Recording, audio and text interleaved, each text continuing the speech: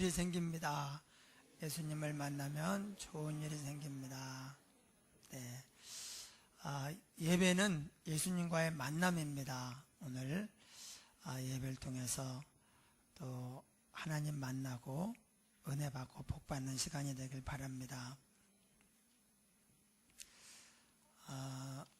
히브리서가 왜 쓰여졌느냐? 하나님의 말씀 히브리서가 쓰여진 이유가 있습니다. 그것은 초대교회가 세워져 가면서 예수님이 제사장인가 아닌가에 대한 논쟁이 벌어졌습니다. 예수님이 레위 지파가 아닌데 왜 제사장이냐? 제사장은 레위 지파 가운데에서 아론의 후손만 제사장이에요. 예수님은 유다 지파예요. 그런데 왜 예수님이 제사장이냐? 말도 안 된다. 틀렸다. 이렇게 말하는 사람들이 있었어요. 근데 만약에 예수님이 제사장이 아니면 예수님은 그리스도가 아닙니다. 그리스도는 메시아란 말이고, 예수님이 그리스도가 아니고 메시아가 아니다. 그러면 그분은 우리의 구원자가 아닌 거예요. 만약에 예수님이 제사장이 아니다 그러면 예수님은 하나님의 아들도 아니고요, 이 기독교가 존재할 수가 없습니다. 그래서 예수님이 왜 제사장인가 하는 이 질문에 대해서 정확하게 분명하게 대답을 해야 될 필요가 있었습니다. 그래서 히브리서가 쓰여졌어요.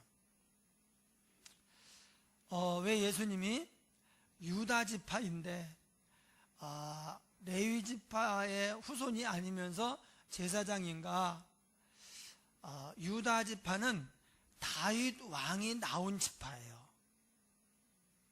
그런데 왕이라고 할지라도 하나님께 제사하는 일을 자기 마음대로 못합니다. 그것을 자기 마음대로 했다가 사울 왕이 사무엘 선지자 제사장이 오기 전에 자기가 마음대로 제사를 했다가 하나님께 버림을 받았어요. 그냥 제사 드렸을 뿐인데 하나님 뭐라고 합니까? 네가 나를 버렸으니 나도 너를 버려 영원히 왕이 되지 못하게 하겠다, 이렇게 말씀하셨어요. 제사장은 제사장 가문 사람들만 제사장직을 감당할 수 있습니다. 왕도 못합니다. 그런데 왜 유다 지파의 예수님이 제사장이냐? 이런 이의 제기에 대해서 성경이 뭐라고 말합니까? 예수님은 레위의 그 계통을 따라서 제사장이 된 것이 아니고 멜기세덱의 서열을 따라서 영원한 제사장이라, 그렇게 말하고 있어요. 멜기세덱이 누굽니까? 아브라함이 전쟁을 하고 돌아올 때 떡과 포도주를 가지고 나와서 영접을 하면서 아브라함에게 11조를 받고 아브라함을 축복한 제사장이에요. 이렇게 말합니다.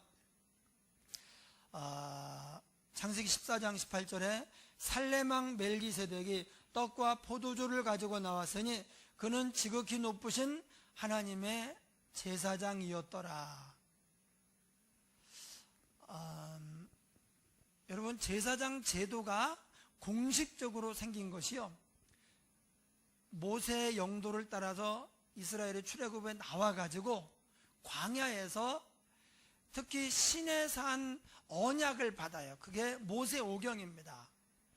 시내산 언약이라고 하는데 그 시내산 언약 가운데 레위기에 보면 제사를 어떻게 지내고 제사에는 어떤 종류가 있고 제사장은 누가 하고 이런 얘기가 자세히 기록이 되어 있습니다. 벌써 아브라함으로부터 한 500년 정도 지난 다음의 일이에요. 그 이상 지난 다음의 일인데, 아브라함 때는 레위는 아직 뭐 그런 사람이 있는지도 모릅니다. 벌써 500년 후예요. 지금으로 말하면 태조 이성계 때에 지금 사람의 이름을 얘기하면서 그때 누가 제사장이 그런 얘기하는 거나 마찬가지예요. 그러니까 아브라함 때에 제사장이 나오는데 이렇게 말해요. 그는 멜기세덱은 지극히 높으신 하나님의 제사장이었더라. 그리고 이제 500년이 지난 다음에 제사장은 레위 후손 가운데 아론 자손들이 해라 그렇게 나옵니다. 그래서 예수님은 레위 지파와는 아무 관계가 없어요. 그런데 이 바로 거슬러 올라가서 이 가운데를 다 접고 거슬러 올라가서 멜기세덱으로 직접 연결이 되는 제사장이다 그 말이에요. 그래서 우리 예수님이 우리를 위한 제사장입니다. 그렇기 때문에 제사장이신 예수님이 죄인인 우리를 데리고 하나님께로 데려갈 수가 있는 거예요. 여러분, 우리는 하나님의 피조물입니다. 하나님께서 우리를 만들어 놓으시고 가서 이제 네 맘대로 살아라 그러지 않았어요. 하나님께서 만드실 때 만든 어떤 구조가 있어, 원리가 있어요. 마치 꼭 핸드폰 같아요. 핸드폰이 기능이 참 많습니다. 핸드폰이 없으면요 굉장히 답답하기도 하고 또 꼭 연락을 해야 되는데 지장이 많아요. 그런데 이 핸드폰은 만들어 놓고 이제 내 출시가 되면 영원히 자기 힘으로 사는 게 아니에요. 중간중간에 계속 충전을 해야 돼요. 충전을 하면 또 얼마 동안은 또 이렇게 충전 안 해도 되지만 또 충전을 해야 돼요. 하나님이 우리를 그렇게 만들어 놓으셨어요. 우리는 하나님을 떠나서는 살 수 없도록 하나님이 애초에 그렇게 만들어 놓으셨어요. 만약에 하나님 떠나서 살 수 있게 만들어 놓으셨다면 그러면 우리가 하나님 없이도 그냥 마음대로 살 수 있지만 그렇지 않아요. 그래서 그것을 좀 신학적인 용어로 하나님 의존적 존재다 그렇게 말해요. 예. 전자제품이 전기가 없으면 작동이 안 되죠. 아무리 비싼 거라도요 전기가 아예 없다 그러면 그 비싼 기계도 좋은 핸드폰도 다 그냥 고물에 불과해요. 그런 것처럼 사람은 하나님 의존적으로 지어졌기 때문에 늘 하나님을 가까이 하고 하나님께로 나아가서 은혜를 받고 이렇게 해야 살아갈 수가 있습니다. 그런데 문제가 생겼어요. 사람이 죄를 지은 거예요. 하나님은 거룩하십니다. 그래서 죄인은 하나님께로 갈 수가 없습니다. 가서 생명도 얻고 은혜도 받고 복도 받아야 되는데 하나님께로 감히 갈 수가 없는 거예요. 하나님께로 가서 하나님과 접촉이 되는 순간에 튕겨져 나가요. 심판을 받습니다. 마치 전기가 합선이 되면 이 붙는 순간에 뭔가 문제가 생기고 고장이 나고 타버리는 것처럼 그렇게 우리가 죄인이 하나님과 접촉이 되면 진노의 심판을 받아서 죽습니다. 그러니까 하나님께 안 가고 여기서 이렇게 죄인으로 살다가 지옥 갈 수도 없고 하나님께 가자니 진노의 심판을 받고 이게 죄인인 인류의 딜레마예요. 모든 죄인은 다 이런 딜레마와 고통을 안고 살아가는 것입니다. 그런데 우리는 할 수 있는 게 아무것도 없어요. 그때 예수님께서 우리를 위한 제사장으로 이 땅에 오셔서 우리의 죄를 대속하기 위해서 자기 몸을 제물로 드리시고 그래서 우리 죄를 사하여 주시고 그리고는 우리의 손을 잡고 함께 하나님께로 가는 거예요. 그러니까 주님의 보혈로 십자가의 공로로 죄사함을 받았기 때문에 우리가 하나님 안에 들어갔는데도 이제는 더 이상 진노의 심판을 받지 않아요. 로마서 8장 그리스도 예수하는 자에게, 예수 안에 있는 자에게는 결코 정죄함이 없나니 이는 생명의 성령의 법이 죄와 사망의 법에서 너를 해방하였음이니라. 예수님 때문에 우리가 진노의 심판을 받지 않고 생명의 주, 복의 근원이신 하나님께 얼마든지 나아가서 하나님께 예배하고 함께 동행하면서 살 수가 있게 되었습니다. 예. 우리에게는 제사장이 필요합니다. 수많은 종교가요 제사장이 있어요. 그런데 그 제사장들이 어떻게 합니까? 내가 잘못을 했다, 죄를 지었다 그러면 그 죄를, 그 죄값을 치르는 거예요. 돈으로. 이 동물의 생명으로 치르는 것입니다. 그런데 구약시대의 제사는 그런 의미가 아니에요. 이 제물이 예수님을 가리킵니다. 앞으로 죄 없는 하나님의 아들 예수님이 우리를 위한 제사장이요, 우리를 위한 속죄 제물로 오셔서 너를 대신해서 죽으실 것이다. 그것을 이제 우리에게 알려주면서 주님이 역사를 행하시는 것입니다. 할렐루야. 네. 그래서 예수님이 우리의 제사장이 되시는데,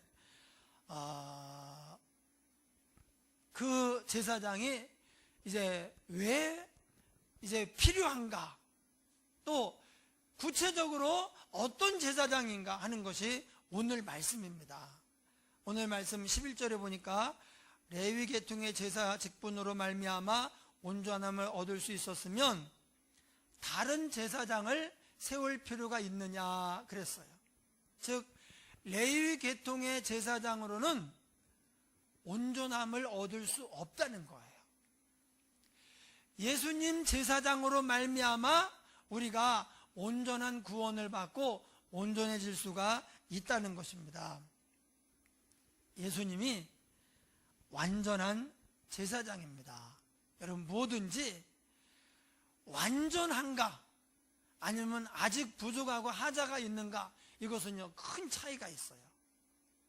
차를 만들었는데 이 차가 문제가 많아, 결정적인 문제가 있어, 브레이크가 없어. 만약에 그렇다면은 이 차를 몇 천만 원을 주고 사겠습니까? 보기에도 조금 막 잘 나가고 그러는데 브레이크가 없네. 이거 온전하지가 않은 거예요.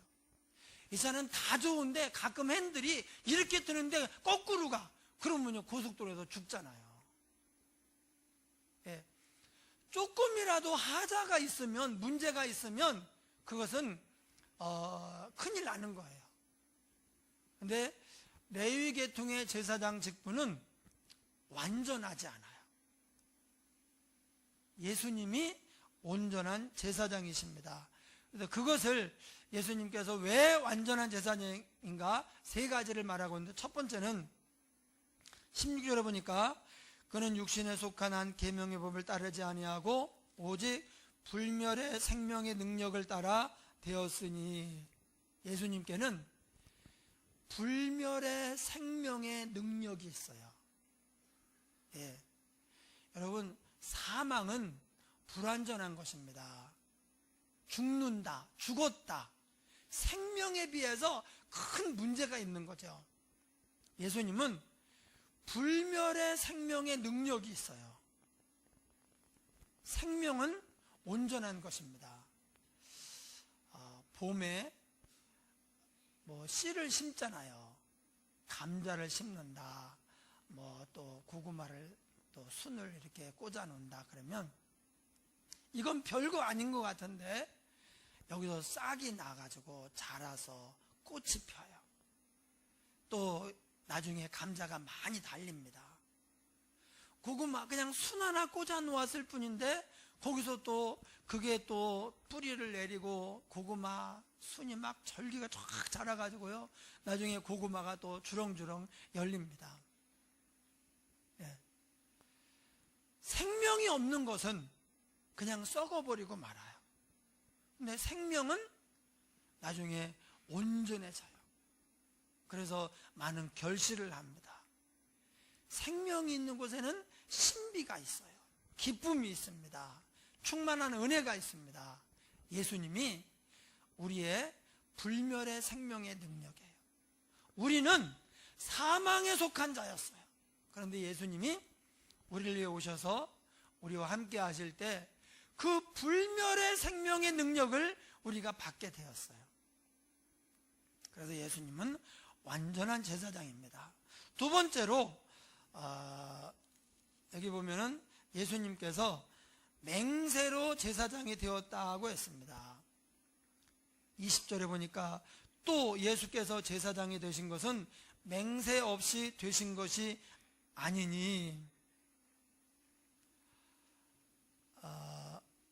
만약에 초대교회에 예수님이 왜 제사장이냐, 아니다, 잘못됐다, 제사장은 레위 사람만 제사장이다, 만약에 이런 얘기가 없었더라면 아마 히브리서는 쓰여지지 않았을 거예요.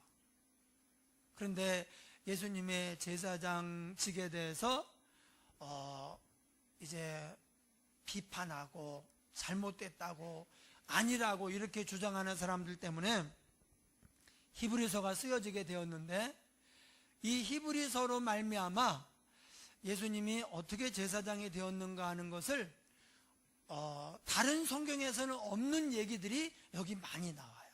그 중에 하나가 예수님이 맹세를 하고 제사장이 되었어요. 레위 자손 제사장은 맹세를 하지 않습니다. 태어나 보니까 자기가 레위 지파 아론 자손의 제사장인 거예요. 그러면 이제 20살이 되면은 그냥 제사장 위임식을 하고 제사장 직무를 감당을 합니다. 내가 꼭 되고 싶습니다, 맹세합니다, 잘하겠습니다, 이런 얘기 안 합니다. 그냥 20살 되면 그냥 기름 부어가지고 제사장 직분 시작하는 거예요. 레위 자손이 아닌 사람은요, 아무리 이 일을 하고 싶어도 할 수가 없습니다.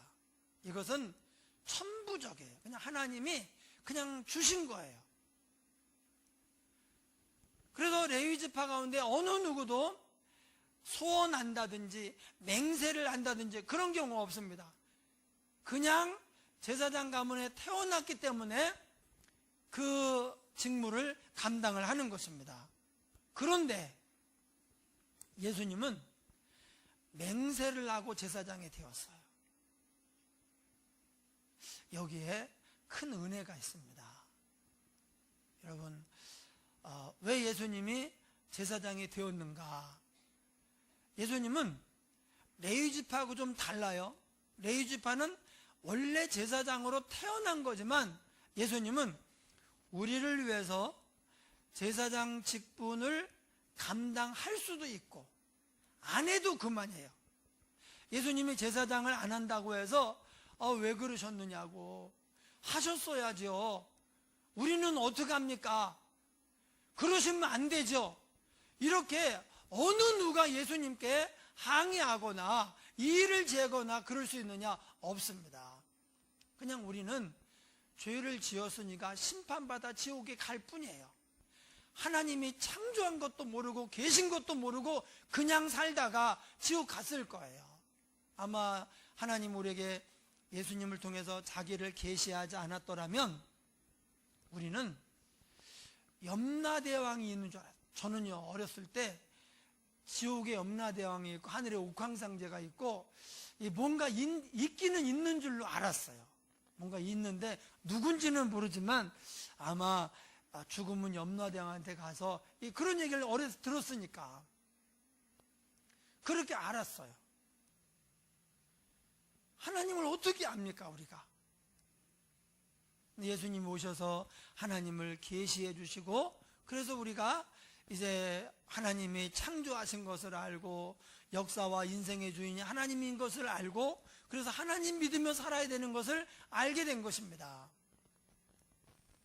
그런데 만약에 그렇게 안 되었더라도 우리가 예수님께 항의하고 할 수 있느냐?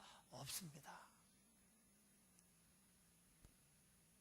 그런데 예수님이 우리의 불쌍한 형편을 보시고 하나님 앞에 자원하셨어요. 아버지, 내가 이들을 위한 제사장으로 가겠습니다. 내가 이들의 죄를 위한 속죄제물로 저를 드리겠습니다. 주님이 그렇게 자원하신 거예요. 그리고 맹세하셨어요. 이 맹세는요, 하나님께 하신 것이 아닙니다. 하나님께는 자원하시고 저와 여러분을 보시고 사랑하는 누구야, 사랑하는 누구누구야, 너는 내가 책임진다. 너의 죄를 위해서 내가 내 몸을 속죄제물로 내어주고 내가 너의 제사장이 되어서 무슨 일이 있어도 어떤 값을 치르더라도 내가 너를 하나님 아버지께로 데려갈 것이다. 내가 맹세한다. 하나님이요, 예수님께서 저와 여러분에게 맹세하신 거예요. 여러분, 맹세라고 하는 것은 이럴 수도 있고 저럴 수도 있는 거예요. 예수님이 그 다음에 뭐라고 말씀하십니까? 21절에 보니까 주께서 맹세하시고 뉘우치지 아니하시리니, 예수님이 우리를 위해 맹세하시고 제사장으로 오셨어요. 그리고 십자가에서 죽으시고 우리를 위하여서 영원한 속죄제물로 자기를 드리셨습니다. 그리고 후회하지 않으시리니, 뉘우치지 않으시리니 후회하지 않으셨다는 거예요. 사람은 인생의 중대사 앞에서 고민을 많이 하죠. 내가 결정할 수 없는 것이라면 어쩔 수 없지만 내가 결정할 수 있는 것이라면 사람은요, 후회를 많이 하게 돼 있어요. 또 잘못되면 또 후회를 할 수 있어요. 대표적으로 결혼을 하고 나서, 결혼을 하고 한 번도 후회하지 않은 사람이 있을지 모르겠어요. 결혼하고 한 번도 나는 결혼하고 결혼한 걸 후회하지 않았다. 나는 다시 태어나도 이 사람하고 결혼한다. 그런 사람은 있어요. 근데 그런 사람도 한 번은 후회를 해요. 어떤 사람은 후회하지 않는 날이 하루도 없다 그러더라고. 결혼하고 났는데 후회하지 않는 날이 하루도 없어. 매일 후회. 그때부터 지금까지 후회. 그런 사람도 있더라고요. 그런데 우리 예수님은 우리를 위해서 제사장으로 우리의 영혼을 책임지겠다고 맹세하시고 나서 그것을 단 한 번도 후회하지 않으셨어요. 맹세하고 뉘우치지 아니하시리니, 죄인인 우리거든요. 우리가 잘못했거든요. 우리 주님이 그렇게 우리를 사랑하시고 하시는데도 불구하고 그 은혜를 저버리고 죄 짓고 막 자기 마음대로 살고, 그랬음에도 불구하고 예수님은 우리를 위해서 제사장이 되고 자기 몸을 제물로 드리는 일에 맹세까지 하시면서 오셔서 그것을 후회하지 않으셨어요. 그래서 예수님이 우리를 위한 완전한 제사장이셔요. 왜 맹세합니까? 왜 자원합니까? 예수님이 기계적으로 제사장이 되신 것이 아닙니다. 하나님의 마음을 가지고 우리를 향한 뜨거운 사랑을 가지고 우리에게 오신 거예요. 그러니까 예수님께서 우리를 위하여서 맹세하시고 그리고 자기 몸을 제물로 드리신 것입니다. 세 번째로 예수님이 왜 완전한 제사장인가? 23절 보니까 제사장 된 그들의 수요가 많은 것은 죽음으로 말미암아 항상 잊지 못함이로되. 레위인 제사장들은 굉장히 많아요. 어떤 때에는 수백 명까지, 제사장이 수백 명, 최고 적을 때에도 수십 명 이렇게 돼요. 그런데 그렇게 많은 것은 그들이 죽기 때문입니다. 근데 예수님은 영원히 계심으로 그 제사장 직분도 갈리지 아니하느니라. 예수님은 영원한 제사장이에요. 멜기세덱을 이야기할 때 뭐라고 말합니까? 살레망 멜기세덱은 그는 지극히 높으신 하나님의 제사장이었더라. 시편 110편 4절에 여호와는 맹세하고 변하지 아니하시리라 이르시기를 너는 멜기세덱의 서열을 따라 영원한 제사장이라 하셨도다. 예수님 제사장을 말할 때 늘 앞에 붙는 단어가 영원한 제사장이에요. 영원한 제사장. 영속적이어야 완전합니다. 중간에 끊어지면 불완전합니다. 바뀌면 안 됩니다. 오늘날 우리는 예수님이 우리의 제사장인 것을 믿기 때문에 6월절에 따로 6월절 어린 양을 드리지 않습니다. 하나님께 올 때마다 죄를 지은 사람은 양을 잡아야 되는데 우리는 양을 잡지 않습니다. 왜냐하면 예수님이 우리의 속죄 제물이 되시고 이미 6월절 어린 양으로 죽으셨기 때문에, 그래서 단번에 영원한 제사를 드리신 예수님을 믿으니까 우리는 교회 올 때마다 양을 잡거나 매년 6월절마다 현관에서 양을 잡아가지고 그 피를 바르거나 그러지 않아요. 그러면 예수님을 안 믿는 사람들은, 만약에 예수님을 안 믿으면요 6월절 양을 매년 잡아야 됩니다. 지금도 하나님 앞에 갈 때마다 양을 잡아야 됩니다. 심지어 이 우리나라에 하나님의 교회라고 하는, 하나님 어머니를 믿는다고 하는 이 이단 교회는 6월절을 굉장히 강조를 해요. 근데 그게 6월절을 지켜야 된다 그게 아니고, 성경에 6월절을 지키라고 했는데 너희들 왜 안 지키냐, 그래서 한국교회가 문제가 있다, 자기들이 더 맞다, 이런 것을 얘기하려고, 즉 한국교회를 비판하려고 6월절을 얘기해요.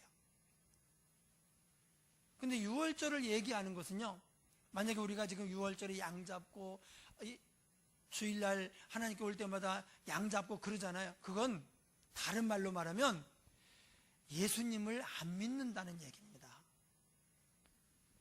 예수님께서 제사장이요 영원한 제물이야, 이걸 믿으면 더 이상은 6월절 양을 잡을 필요가 없는 거예요. 더 이상은 하나님께 제사할 필요가 없는 거예요. 그러면서 또 말은 그렇게 하고 막 그 침을 튀기며 비난하다가 또 양은 또 안 잡아요. 자기들이 그럼 지금 양 잡아야 될 거 아니야. 날짜만 지키네, 날짜만. 유대인들도요 예수님을 안 믿으면 양을 잡아야 되거든요.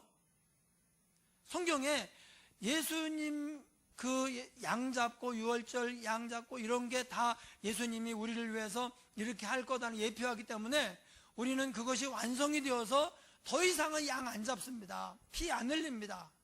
근데 예수님 안 믿는 사람들은 지금 잡아야 됩니다. 그런데 지금 잡느냐? 안 잡아요. 심지어 솔로몬 성전, 그 성전이 무슬림이 정복을 해가지고요 거기가 무슬림 사원이 돼버렸어요. 황금 사원이라고, 이삭을 제물로 바치려고 한 그 바위, 그게 거기 안에 있어요. 솔로몬 지은 성전이 지금 무슬림 수하에 있어가지고 무슬림들이 거기서 기도하고요 예배하고 그렇게 해요. 그러니까 지금 성전이 없어진 거나 마찬가지죠. 오늘날은 레위인들이 없습니다. 레위인들의 유명무실합니다. 제사장 이런 게 제도가 아예 유대인 사회에 없습니다. 그럼 이거 어떻게 되느냐? 만약에 레위인이 제사장이고 예수님이 제사장으로 오지 않으셨다면 지금 우리를 하나님께로 데려갈 수 있는 그 사람들이 이 세상에서 끊어져 버린 거예요. 큰일 나는 거죠.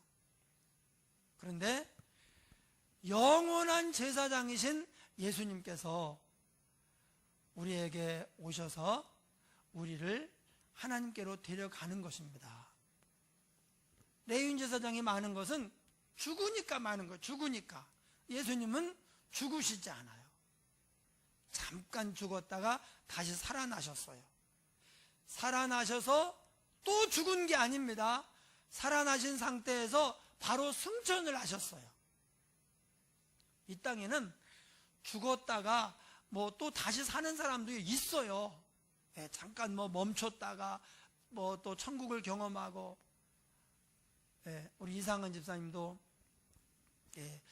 잠깐 숨이 끊어졌다가 그 순간에 천국을 막 경험하고 천국에 갔는데 하나님이 또 다시 살리셔가지고 이제 지금 또 살아계셔요.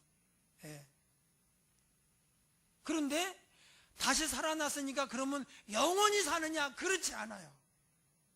선생님 또 언젠가 하나님 부르시면요, 이 육신 장막을 벗고 가야 돼요. 지금 이제 몸에 질병이 많은데 지금 이 상태로 영원히 사는 것은 또 집사님에게도 복이 아니에요. 그런데 예수님은 부활하셔서 승천하셨어요. 다시는 죽지 않으신다는 얘기예요. 영원히 살아계신다는 것입니다. 그래서 예수님은 완전한 제사장입니다. 우리가 죄인 되었을 때 그 운명이 어떻게 되는 것을 아시고 우리를 불쌍히 여기셔서 예수님이 찾아오셨습니다. 그리고는 우리를 위해서 제사장이 되기로 자원하시고, 저와 여러분에게는 내가 맹세한다, 너는 내가 책임진다, 네가 아무리 죄가 많아도 지금 어떤 어려움을 겪고 있어도 걱정하지 마라, 내가 너를 위한 제사장으로 너는 내가 책임진다. 그리고 맹세하고 우리에게 오셔서 우리를 위해서 죽으시고 우리 손을 잡고 하나님께로 가는 것입니다. 할렐루야. 그래서 우리가 예수님이 우리의 완전한 제사장인 것을 알 때 어떻게 해야 되느냐? 예수님 우리를 하나님께로 데려가는 자거든요. 그러니까 주님과 함께 늘 가야 돼요. 주님과 하나님께로 가야 돼요. 하나님을 바라보고 하나님을 가까이 하고 가야 됩니다. 그럴 때 우리에게 여기 보니까 더 좋은 소망이 생긴다고 했습니다. 19절에 이에 더 좋은 소망이 생기니 이것으로 우리가 하나님께 가까이 가느니라. 하나님 없는 곳에는요 소망이 없습니다. 예수님 없는 곳에는 소망이 없습니다. 우리가 주님께로 가까이 갈 때 우리에게 더 좋은 소망이 생겨요. 또 뒤에 보니까 22절에 이와 같이 예수는 더 좋은 언약의 보증이 되셨느니라. 여러분, 보증 쓰는 거 함부로 하면 안 되잖아요. 하여튼 보증은 쓰지 말아야 돼요. 그런데 세상에 우리 예수님이요, 우리를 위해서 우리에게 맹세하셨잖아요. 내가 맹세한다 그러시더니 하나님께 뭐 제가 책임지겠습니다. 보증. 우리를 위한 더 좋은 언약의 보증이 되셨어요. 예수님이 우리를 얼마나 사랑하는지 알 수 있는 대목이죠. 그래서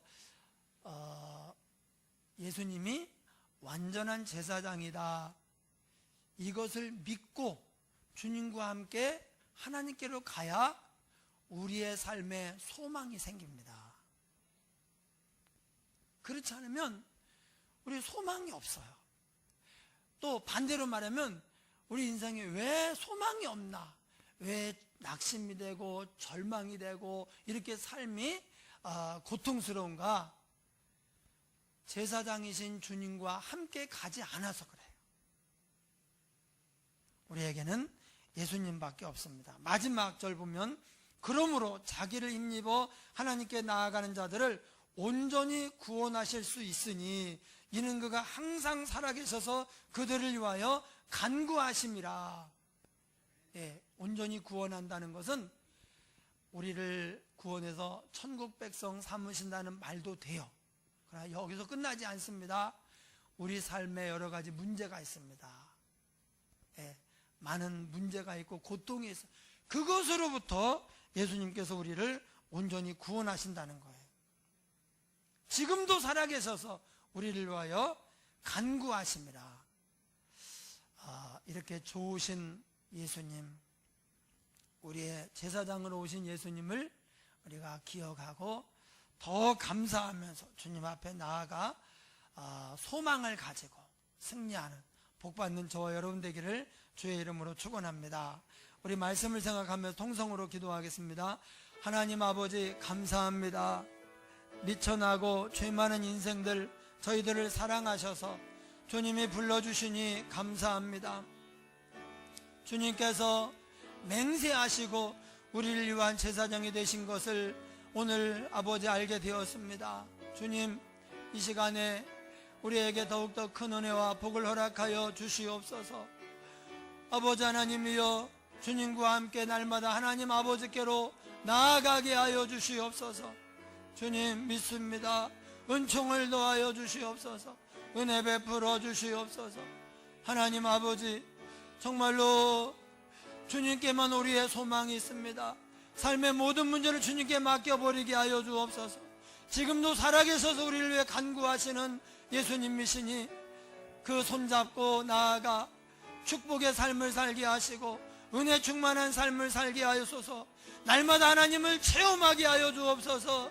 하나님과 함께 동행하게 하여 주시옵소서. 예수님 이름으로 기도하옵나이다. 아멘.